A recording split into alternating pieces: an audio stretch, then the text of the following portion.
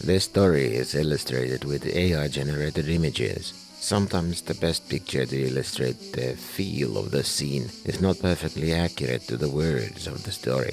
Think of the illustrations as serving suggestions. What you see is not what is in the box, but rather the thing that is supposed to make you want what is in it. It is always fascinating to see a master craftsman at work. The way they efficiently cut the fishtail joint in the wood with chisel or lay bricks and mortar with the same kind of ease one would spread peanut butter on bread is not effortless. On the contrary, there is and has been great amounts of effort, but is joyful in execution, quick in movements, and first of all, unhesitating. Some people seem to have that same air about them, whatever they do, and others have that one single thing they consider they've mastered. As individuals, we place great value on those areas of our expertise, extrapolating that is what makes us worth anything. All the while the world around us trumpets with deafening clarion. You are insignificant. You don't matter. And once again, the only thing that makes a difference is, which story do you believe? They've gathered in front of the two-story storage building that is John's workshop, sitting on old army surplus storage trunks. The reporters have their microphones out while the men talk. Their stories revolve mostly around the goofy stuff some of the dogs have done, digging around in this property built on a mine. There have been cases where they've dug themselves down into the tunnels underneath, and that is one of the reasons John and Tyler have been putting up iron bars down there. Tyler's eyes sparkle as he tells how weird and creepy it is down there. The man likes creepy things. It seems to be part of the whole poverty punk aesthetics most of these poor white folk around here seem to embrace. Jack goes back to his motorcycle to check on his cell phone and comes back with bad news. His daughter, a 3-year-old, has a fever and her mother needs to go to work soon, so Jack can't stay for long. Richard and Judy decide to split their efforts. Judy is going to interview Jack while Richard will talk to John and Tyler. Judy quickly sets up the recorder on one of the storage boxes and moves a bit further to the yard. There, surrounded by the waning light and the abundance of colors from the flower beds, Judy talks to Jack about some of the rumors about John. Jack says he's heard it all before and doesn't know what the truth is about John's wealth, and he doesn't care either. The locksmith has always been there for the brothers. He tells of the million little ways the man goes out of his way to help the two of them. Jack is a bit sorrowful when he tells that despite John's help, they've gotten into plenty of trouble over the years. He thinks it is because of their abusive alcoholic father. Not a good man at all. They periodically go into these bouts of madness and things go wrong. They walk as they talk and slowly approach Jack's motorcycle, and when Jack starts to put on his driving jacket that he has been hanging on the handlebars, John comes up to them and presses a wad of cash to Jack's palm. Judy and John stand there and watch Jack drive off. Then John turns to Judy and says only, "Come," and starts heading into the tree line at the edge of the yard. Everything in Judy's upbringing screams to her not to follow. Going into the woods alone with an admittedly still a total stranger is something you just don't do. But she goes anyway. John tells her that the slight incline of the forest floor surrounding the courtyard is the result of displaced earth from the old mine. They would dig up brown coal and dump the soil on the edges that weren't used for access. The original piles of earth were reinforced to prevent rain from flushing it down into the pit, and in places where the old beams have rotted away, there are unexpected ditches and sinkholes. The area is now forested enough that the erosion isn't really a problem anymore, but the ground here is treacherous, he says, and tells Judy to only step on the path. "Where are we going?" she asks, turning up the gain on the recorder microphone to catch John's reply as the man is hiking uphill in front of her. "I'm looking for a suitable tree stump," he says, offering no further explanation. They reach the top of the long hillside that circles the old mine basin. There are heaps of old tree trunks and stumps here, in piles partly covered by moss. just rotting away. Grey deadwood logs lie stacked on top of each other. John goes from pile to pile, picking up and putting down pieces like a middle-aged woman at farmer's market. Judy thinks this is a good moment and ambience to ask questions. John continues to look for his perfect tree stump while answering her questions. Yes, his grandfather was a judge and left some money. He doesn't say how much, and Judy wouldn't want that on tape anyway. It would not end up on air for several reasons. He has indeed taken all his money out of banks, he tells her. It is because of the financial crash, he says, is coming due to the energy crisis, peak oil and all that. He says, It's all in gold, like real money should be. And he only keeps spending money in cash dollars, and judging by all that talk about him being stingy, that wouldn't amount to much, Judy thinks. If somehow this world still exists when I'm gone, them boys gonna inherit this all. I'm gonna put them down in my will, he says, throwing some logs off a pile where a tangled mess of roots is peeking out. Judy doesn't ask why. John doesn't have offspring of his own. That much is clear, and a middle-aged man trying to find meaning from something like this isn't unheard of. And when it really comes down to it, the reasons are bound to be deeply personal. Even if he would tell his reasons, Judy is unsure if he could. John finds a tree stump he's been digging for.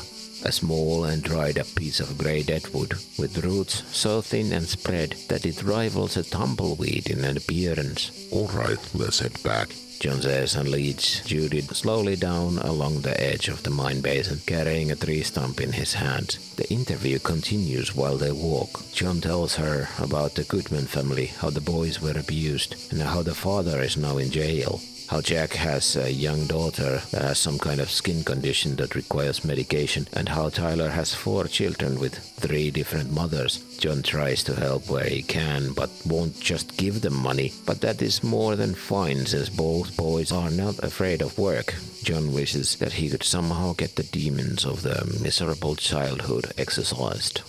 Meanwhile, Richard has been talking to Tyler about the work they do here on the property. He tells Richard about the mining tunnels that connect to the basement of the house, and how there are still chains hanging on the walls, just like in the ruins above ground.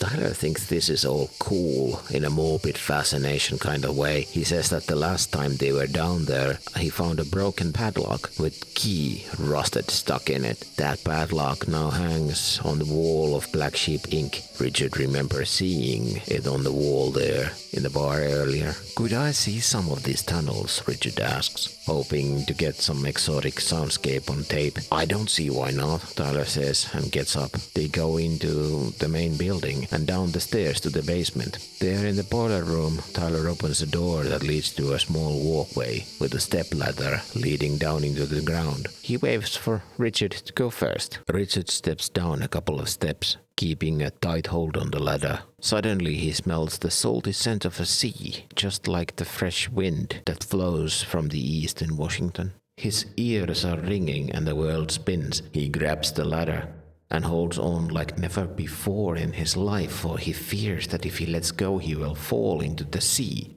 The Black Sea. The sea that is eternal, dark, and contains nothing but terrors. Amid the high-pitched ringing in his ears, he hears the waves that rush to the shores. But the sea is not there, and the strong young hands of Tyler grab the man and mostly pull him up from the ladder, his feet carrying just a fraction of his weight. When he gets back to the top, panting and coughing, he profusely apologizes, not knowing what caused the sudden panic attack. The young man has been around drug addicts and PTSD-ridden veterans all his life, so the old reporter's moment of weakness is nothing he hasn't seen before. When Richard feels well enough to stand, they make their way back outside. On the way out, Tyler shows Richard a foldable bed with a small pile of stuff under it. He tells Richard that he keeps some stuff here because he often has to spend the night. If the work, or drinking, goes too late into the night, they push into the evening sun just as John and Judy push through the bushes behind the workshop. John carries the tree stump to the wood chipper by the side of the workshop and throws it in. There is a loud crunch as he turns it on, and the chips of the old tree trunk fall into a burlap sack tied to the end of the machine. Richard and Tyler come to stand and watch John work. "What is he doing?" asks Richard. "He's making chips for tar." "Tar? What, like for ships and stuff?" "Yeah." John takes the burlap back, carries it inside and empties it in a machine that looks like a still, and that is exactly what it turns out to be. The man puts a gas flame under the pot and starts the long process of extracting tar. John tells them the tar is for some wooden doors he needs to build for the basement, and he likes to have the tar ready to treat the hedge maze gates for the winter also. John doesn't like buying pressure-treated wood, Tyler explains. "Well, that will take until morning. You folks want something to drink?" John asks, gesturing at the two reporters. When they mumble something vague, the man heads back to the house, saying that he has to go check on Mama. Tyler goes to the back of the workshop and starts rummaging about, looking for something. Richard almost falls where he stands and sits down on a surplus crate. He feels horrible, like he is coming down with something. When Judy asks if he is all right, Richard merely nods with his head in his hands. The wiener dog, King, waddles up to them and snuggles against Judy's leg, his old graying tail wildly flapping. Judy kneels down to scratch the old-timer, and the dog immediately takes the opportunity to climb in her lap. It settles there and sighs. There, nuzzled against the graying muzzle of the senior dog, Judy finds momentary peace, the first for her in a long time. "I had a nightmare last night," she whispers to the dog. "I was back in that horrible place." The dog wheezes a little, takes a deep breath, and makes a sorrowful whine, as if he understood. Dogs are like that, Judy thinks. They sense things as humans don't. John comes back from the house carrying a cooler. "I see Our Majesty has found himself a throne to sit on," he says, as he lays the cooler down and opens it. The white wisps of dry ice vapor escape the box as John pulls a bottle of Coke from it and hands it to Judy. She takes the bottle, and King complains a little as his perfect resting place moves. Hearing the sound of a bottle opening, Richard perks up a little, and John hands him a frosty bottle. They sit silently for a while, just listening to the sound of the cicadas. And then John pulls a bottle of wild turkey and red cups from the cooler. He pours 2 fingers into one and hands it to Richard. The old man takes the cup and looks at Judy, who is lazily scratching King behind the ear. She nods as if to say, "Go ahead, I can drive." And so they sit there in the darkening evening, drinking cheap whiskey. After the whiskey has washed the taste of panic from Richard's mouth, he perks up considerably and starts asking John about his clock repair business. As everywhere you look in the workshop, there are clocks in various states of assembly or disassembly. John tells them he doesn't really do it anymore, mostly just consults others in the trade when the need arises. All the clocks around him are his personal projects or simple jobs he's taken in as a favor. Fixing an old clock can be maddening. The thing has kept going for decades, sometimes centuries, and it often shows. Remember how I told you about witness marks? How every little thing inside can have a whole lifetime's of story behind it, and you never know if it's the path you need to follow to find what is actually wrong with the thing. Is this hole here because they made a mistake when building this, or is there a screw missing? Is this scratch here because there used to be a brace here, but it has been lost in time? While John is talking, Tyler has brought out the chainsaw and started to sharpen it. The sound of the file, rhythmic and repeating, is a bit like scratchy metronome in the darkening evening. John has downed a good amount of whiskey by this point and starts to sound a bit drunk. "There's clock here," he says, and points at the large clock on the workshop floor near the back wall under a white linen sheet. "They brought this over, all the way from France. Some bunch of high and mighty museum folks from some institute or something drove up that road wanting me to fix this." John walks over to the clock and pulls the cloth away. The clock is ornate, standing on its 4 legs, crafted in that mid-18th century style with legs like a lion's. The central structure, a bit like a layered wedding cake, with several layers on top of each other, and with 2 clock faces, one with numbers and 2 hands, one with 1 hand and far more symbols than a normal one, each some kind of crest carved into the clock face, partially gilded and painted. They say this clock came from the court of the Sun King. Imagine that. This thing used to stand in Versailles, and now it just sits there, here in this Alabama hellhole, like it's sucking the decrepitude of its surroundings, gorging on the misery, and mocking us. What's wrong with it? Richard asks, leaning closer to take a look at the beautiful details. Nothing anymore. This was years ago. It's been sitting there for at least 2 summers now, He says, and scratches the back of his head. I've left messages. He says and stares into nothing for a second. The selection bit mechanism of this Wheel of Fortune kind of thing here at the top had been ground down, so I crafted a new one and cleaned out the mechanism.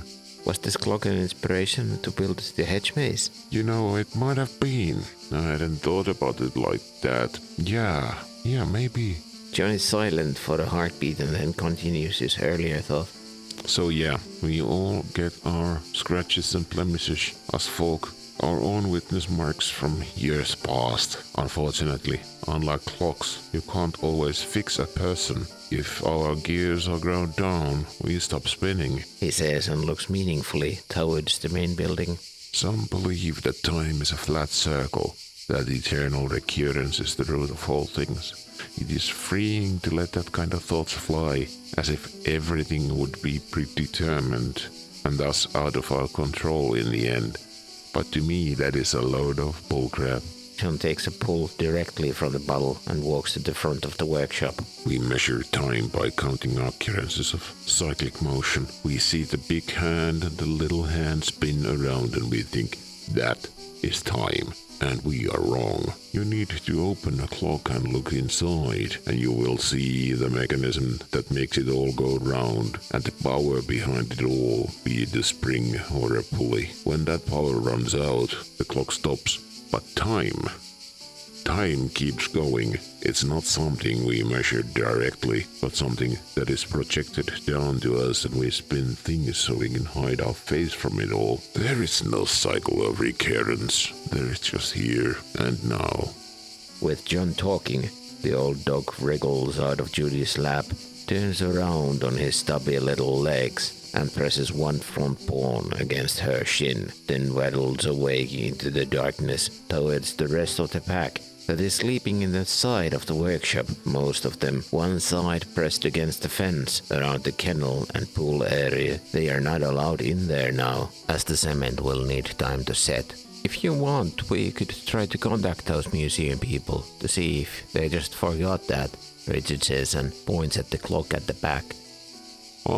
Sure. I'll dig up the card they left, John says and rummages about for a while in the back, and comes back holding a business card and hands it to Richard. The card is eggshell colored, or maybe off-white. Hard to tell in this light.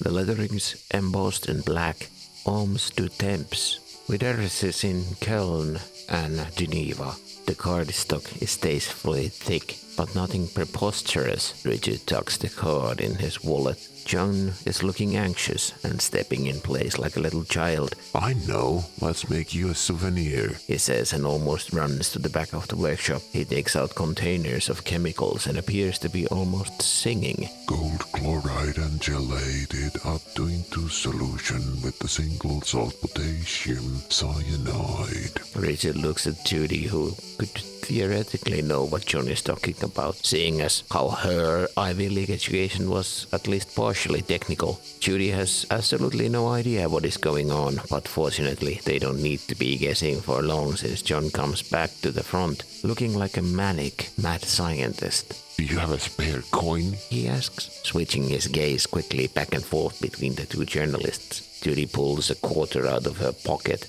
and hands it to John, who immediately heads back into the workshop.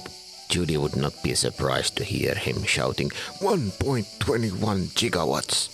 They hear him working back there and peek inside. The man has set up a power supply and some container of chemicals on the table. He's tying the coin in copper wire and lowering it to the chemical bath. Better stand away, he says. Don't breathe this stuff in. If you smell almonds, hold your breath and run away. Through the side of the see-through container, they see how the quarter slowly turns gold. John raises the coin out of the bath, now glistening gold even in the dim workshop lights. He rinses the coin clean of the toxic chemicals and hands it back to Judy. Here, a souvenir from Shitdown, Alabama, a Kingdom golden quarter.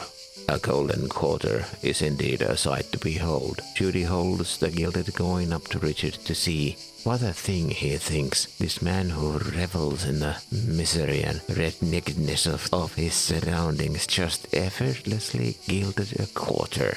They sit in silence for a while, Judy palming the coin. Cicadas sing in the trees. Richard is dead tired and nodding off, almost falling to sleep, but just catching himself. The evening has almost passed into night. John and Tyler are both considerably drunk. They say their goodbyes and Judy gets Richard on his feet and walks him to the car. As they drive off the old Dachshund, King tries to run after them, but gives up and sits down on the road, and instead of chasing the car just lets out a couple of heart-wrenching barks that blend into sad whine. Oh, buddy, Judy thinks as she drives through the curtain of weeping willows out onto the road. Whilst driving, Judy takes John's word about time to heart. The outro voiceover is starting to form in her mind. For millennia, humans didn't have clocks or calendars, measuring time only by the passing of the seasons. That didn't stop the river of time. And suddenly the scratching of stone against stone to make flint arrowheads has become a chainsaw. Marking the passing of seasons with lines on the cave wall have turned into digital wristwatches and now into smartphones that control our daily lives. Instead of pouring sand, we now count the cycles of radiation to keep time synchronized around the world. But when we are really left to our own devices, we measure time by counting Mississippis. Yeah, she counts quietly in her head. 1 Mississippi, 2 Mississippi, 3. There, in the darkness of an early summer Alabama night, on the highway back to the hotel, we will leave our reporters this week. World Machine is a work of fiction. Names, characters, places and incidents either are the products of the author's imagination or are used fictitiously. Any resemblance to actual events or locales or persons, living or dead, is entirely coincidental. The only real thing here was, is, and always will be the love of an old dog.